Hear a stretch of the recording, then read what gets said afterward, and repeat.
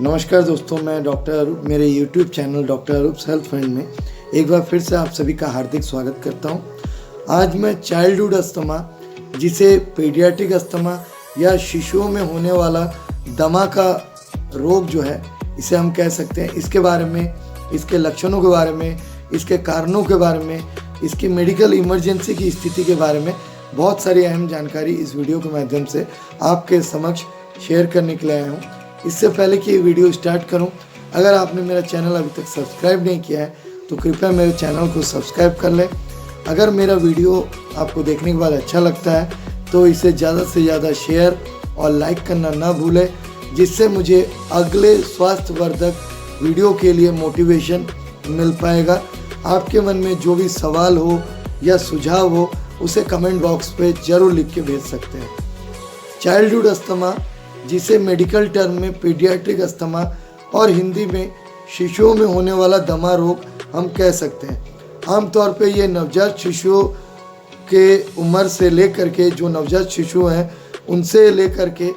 13, 14, 15 साल तक के आयु वर्ग में होने वाला एक तरीके का अस्थमा है। जो वयस्कों में भी जो अस्थमा होता है, लंग्स का इन्फेक्शन होता है, लगभग उसी तरह के लक्षण बच्चों में होते हैं। और कई बार बच्चों में जो है उसके लक्षण जो है थोड़ा सीवियर हो जाता है, जिसके वजह से कई बार बच्चों को अस्पताल में एडमिट भी होना पड़ता है। कई बार बच्चों जो खेलने के लिए जा रहे हैं या ठंड के संपर्क में आते हैं या कई बार कई तरह के पोलेंस के संपर्क में आते हैं, उनके संपर्क में आते ही उनको इस तरह के लक्षण पैदा हो जाता है। ये आमतौर पे चाइल्डहुड में एक तरीके का स्टार्टिंग हो जाता है बच्चों में, और ये धीरे धीरे कई बच्चों का जो है 5 साल के बाद खुद ब खुद भी ठीक हो जाता है, और कई बच्चों के जो 12 से 13 साल के आयु वर्ग वाले हैं उसके बाद भी ये ठीक हो जाता है। अक्सर इस लक्षण के वजह से रात को सोना थोड़ा सा मुश्किल हो जाता है बच्चों के लिए। इसके खास लक्षणों के बारे में अगर बात करूँ मैं, तो खांसी एक ऐसा लक्षण है जो बच्चों में बराबर बना हुआ रहता है, और ये खांसी लगभग हर वक्त बना हुआ रहता है। खांसी हर 10वें दिन खांसी के लिए डॉक्टर के पास आना पड़ता है, और थोड़ा थोड़ा कफ खांसी बनने का एक टेंडेंसी हमेशा जारी रहता है। बच्चा जब खेलने के लिए जाता है या कोई एक्सरसाइज कर रहा है या कोई भी ज़्यादा हार्ड दौड़ भाग कर रहा है या रात के समय पे या ठंडे हवा के संपर्क में आया है या बच्चा ज़्यादा हंस रहा है या रो रहा है, उस टाइम खांसी का जो प्रेशर है वो ज़्यादा मात्रा में बढ़ जाता है, खांसना बढ़ जाता है। इसके साथ साथ बच्चे को अगर कई बार बुखार है तो बुखार में भी खांसी का जो टेंडेंसी है, खांसने का जो लक्षण है वो बढ़ जाता है। बच्चा कोई भी फिजिकल एक्टिविटी, जैसे मान लो दूसरे बच्चों के साथ दौड़ रहा है, खेल रहा है, उस वक्त जो है उसका सांस फूलने लगता है, ज़ोर ज़ोर से सांस लेने लगता है। इसके वजह से कई बच्चे जो हैं सोशल एक्टिविटीज़ या खेलने से भी खुद को जो है अवॉइड करके रखते हैं, क्योंकि उनको सांस इतना फूलने लगता है, ज़ोर ज़ोर से लेने की एक टेंडेंसी होता है, जिससे उनको थकावट महसूस होने लगता है सांस फूलने की वजह से। कई बार तेज़ तेज़ सांस लेने की एक टेंडेंसी होती है, जल्दी जल्दी सांस लेना होता रहता है, चेस्ट में पेन होने लगता है या चेस्ट भारी होने लगता है। कई बच्चों में पीडियाट्रिक अस्थमा में देखा गया है कि उनका गले में एक सीटी बजने जैसा एक आवाज़ आता रहता है, या छाती में रात के वक्त में जब शांत माहौल हो जाता है तब भी उनका जो है चेस्ट में से एक तरीके का आवाज़ आने लगता है। सांस जो है वो बहुत कई बार जो है लेने में इतना बेचैनी हो जाता है बच्चों को, जिसमें क्या है उनको एक समझ में नहीं आता है बच्चे किस तरह के से बताएं। छोटे बच्चे तो बता नहीं पाते हैं, वो रोने लग जाते हैं कई बार, और चेस्ट पेन महसूस करने लगते हैं, बिल्कुल कमज़ोर महसूस करने लगते हैं। इसमें कई बच्चे जो हैं उनको पीडियाट्रिक अस्थमा के दौरान, खांसी के दौरान वॉमिटिंग का सेंसेशन ज़्यादा होने लगता है, उल्टी के लक्षण पैदा होने लगते हैं, खाना नहीं खाते हैं। दूध पीने वाले बच्चे जो नवजात शिशु हैं, जो 1 महीने या 2 महीने के भी हुए हैं, वो ब्रेस्ट फीड करने में उनको कठिनाई हो जाता है, वो दूध नहीं पी पाते हैं क्योंकि सांस फूलने लगता है, और जो सांस नली है वो अस्थमा के लक्षण के दौरान वो संकुचित हो जाता है, सिकुड़ जाता है, जिसके वजह से उनका दूध जो है वो पेट के अंदर न जा कर के गले से दोबारा वॉमिट होकर के बाहर निकल जाता है। आमतौर पे ये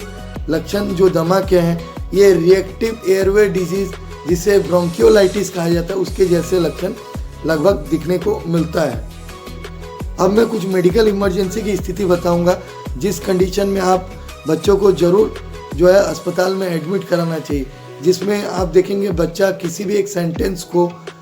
अच्छी तरीके से बोल नहीं पा रहा, रुक रुक के बोल रहा है क्योंकि उसको सांस फूलने लग रहा है। कई बार पेट के बल से सांस ले रहा है बच्चा, आप देख रहे हैं कि पेट से वो सांस ले रहा है, पेट ऊपर नीचे ज़्यादा मात्रा में हो रहा है।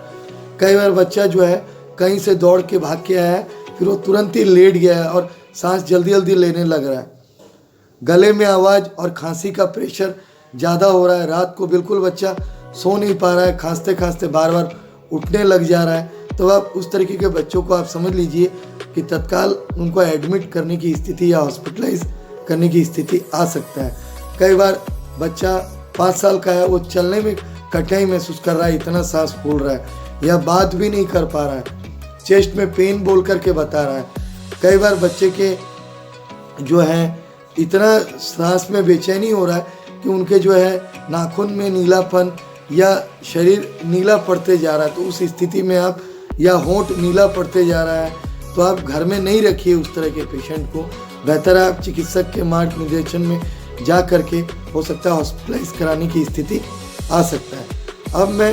कारणों के ऊपर बात करूं तो आमतौर पे पीडियाट्रिक अस्थमा जो है वो एयरवे इन्फेक्शन माना जाता है। एयरवे इन्फेक्शन का मतलब है ठंडी हवा के, अगर हवा का प्रवाह चल रहा है, बाहर ठंडी हवा है तो हवा के संपर्क में आकर के भी बच्चों को ये लक्षण बढ़ सकता है। उसके साथ साथ निमोनिया या साइनस के जिन बच्चों को इन्फेक्शन रहते हैं उनको ये दिक्कत बराबर हो सकता है। साथ साथ ये देखा गया है कई तरह के एलर्जन होते हैं जो इस बीमारी को बढ़ा देते हैं। उन एलर्जन में कॉकरोच, तेलचट्टा जो है, अगर किसी के घर में तेलचट्टा है तो तेलचट्टा से भी जो है या कॉकरोच से भी पीडियाट्रिक अस्थमा बढ़ सकता है। डस्ट माइट्स होते हैं जो धूल और मिट्टी में खेलने वाले बच्चे हैं,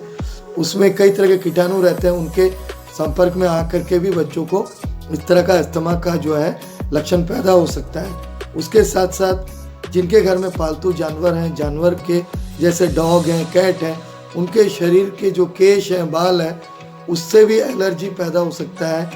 पोलन एलर्जी हो सकता है। फूल और जो पौधे होते हैं या पेड़ होते हैं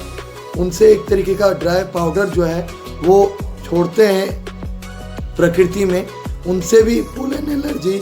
पोलन से जो एलर्जी पैदा हो करके इस तरह की जो है स्थिति पैदा हो सकता है। पोलन एलर्जी जो है आमतौर पे पेड़ पौधे से छोड़ा गया एक तरह का पाउडर होता है, उसके एयर में आने की वजह से और उस बच्चे के एयर से संपर्क आने की वजह से इस तरह का लक्षण दमा का पैदा हो सकता है। उसके साथ साथ कई तरह के केमिकल इरिटेंट्स होते हैं, जैसे एयर में पॉल्यूशन की मात्रा हो या धुआं हो या कोल्ड एयर में कोई तरह के केमिकल छोड़े गए हों या मॉस्किटो कॉयल जलाया गया हो या परफ्यूम वगैरह के संपर्क में आकर के भी बच्चों को इस तरह का हो सकता है। कई बच्चे धूल मिट्टी में ज़्यादा दौड़ते रहते हैं, उनको भी ये डस्ट की एलर्जी होकर के दमा के लक्षण पैदा हो सकते हैं। साथ में जो बच्चे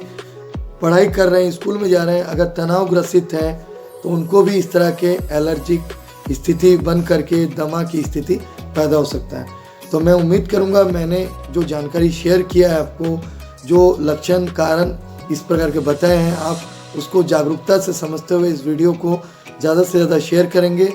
अगर आपका बच्चा इस प्रकार की समस्या से जूझ रहा है तो बराबर आप उसको एंटीबायोटिक के तत्वावधान और स्टेरॉयड में न रखते हुए प्राकृतिक इलाज, होम्योपैथी और आयुर्वेद के इलाज के माध्यम से भी बच्चे को उसकी इम्यूनिटी को आप अच्छे से बिल्डअप करा सकते हैं और नज़दीक के अच्छे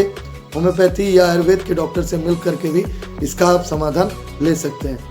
अगर आप प्रत्यक्ष रूप से मुझसे मिलना चाहते हैं तो मेरे तीनों क्लिनिक्स के एड्रेस और मेरा व्हाट्सएप नंबर यूट्यूब के डिस्क्रिप्शन बॉक्स, इंस्टाग्राम, फेसबुक और ट्विटर में डॉक्टर अरूप कुमार दास पेज में भी उपलब्ध है। आप वहां से भी मुझ तक संपर्क कर सकते हैं। धन्यवाद, नमस्कार, जय हिंद।